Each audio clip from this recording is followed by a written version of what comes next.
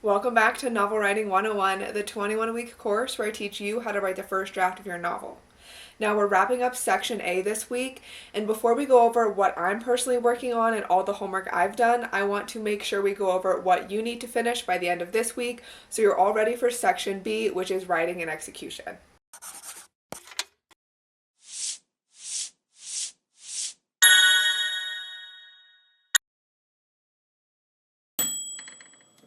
Now, if you've watched all the lectures thus far, you should feel pretty good about this planning and prep phase and have completed all of the worksheets. Just a quick recap, I have our syllabus here and I'm going to be going over section A, which is weeks 1 through 4, everything we covered and what worksheets you should have completed. So week 1, we went over story ideation, specifically premise, genre, and character, and we worked on that story ideation worksheet. Week 2, we went through key story decisions and finding inspiration. And your 2 homework assignments for that week were the key decisions worksheet and creating a mood board. Week 3, we started going over outlining, specifically what plot structures were and whether you might be a pantser or a plotter. And so your homework for that week was to begin your outline, decide if you were going to use a plot structure and what it might be, and then do that pantser versus plotter worksheet. And then this week, week 4, we wrapped up our conversation on outlines and also talked about setting goals and personal contracts. So you should be wrapping up your outline and also have created your personal contract that goes over what goals you're holding yourself accountable to for the next 16 weeks. So next week, with our next lecture, we'll be jumping into section B, which again is our writing and execution phase. This is where we actually start writing the first draft. For the last 4 weeks of section A, in my opinion, I feel like the lectures have been very structured.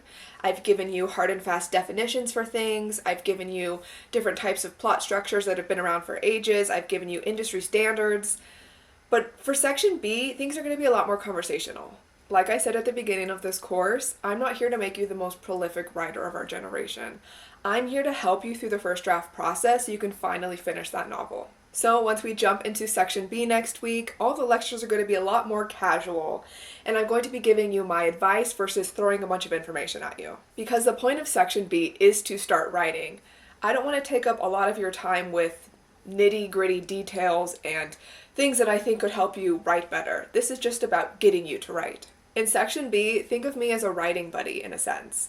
I'm here to help motivate you and push you to keep going when things might get hard. Yes, I might offer tips and tricks and advice along the way, things that help me out that I think might help you, but ultimately it's about you writing this book. So I hope you're ready for next week and I hope you're excited. I am just like chomping at the bit, ready to start these first drafts. I'm too excited. So let's jump into my personal updates and what I've been working on this week. If you've watched my other office hours videos, you know that I'm working on 2 projects through this process with you guys.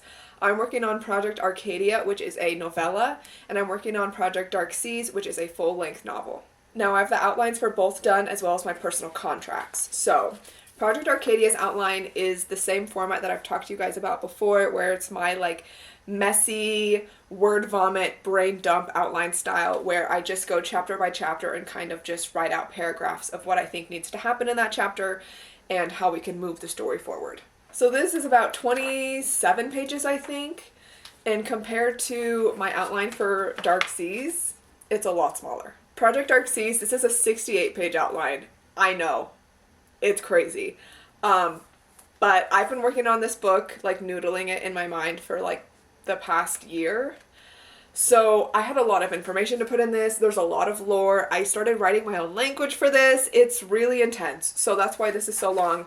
But again, same style. I went chapter by chapter, did a bunch of like brain dump, wrote out some dialogue that was like inspiring me, and really just flushed it out start to finish of like what needs to happen throughout this entire book. Then once I finished that, because let's be real, this outline took a lot less time than this one.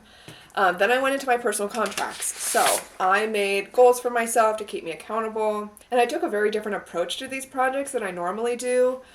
In the past, I've committed to like writing so many words per day or writing so many minutes per day, but I did something completely different. I focused on chapters. Now, because of the outline style I use, I have a really good idea of how many chapters these projects are going to be. Sometimes that changes when I finish a first draft because I realize chapter 13 is like 35 pages and that's way too long of a chapter for me, so I'm going to split it in 2.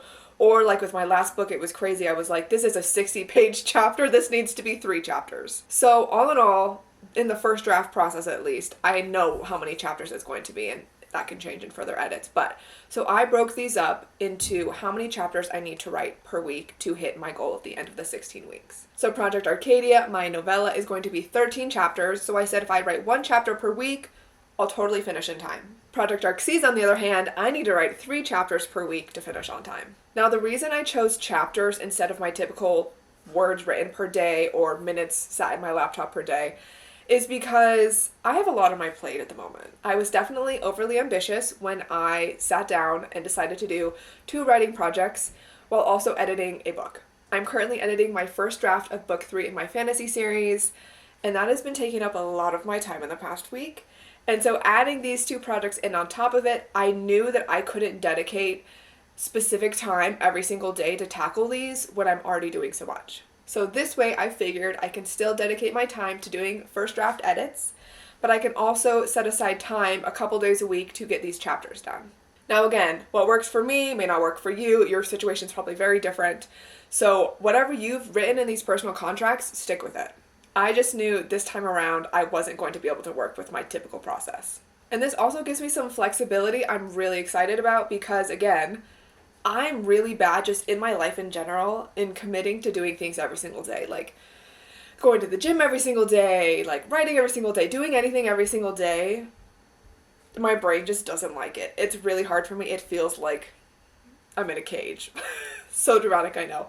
But so with this way, like 1 chapter per week for Project Arcadia, I could get that done in a day. I could stretch it out across 3 days. No stress. And then for Project Arcseas, 3 chapters a week. That's still going to be a lot, but even if I write like 3 to 6 sessions per week and get this done, that's still totally doable to me. And I'm not committing to having to write 7 days a week. So that's where I'm sitting with my projects. Again, I'm really excited to get started writing, you guys. I hope you are too. I hope the 4 weeks of planning and prep have just got you really confident in the story you're going to tell and how you're going to tell it. And yeah, get ready for Section B, Writing and Execution, starting next week, where we finally tackle your first draft. Until then, make sure you have all your homework done, and I'll see you next time.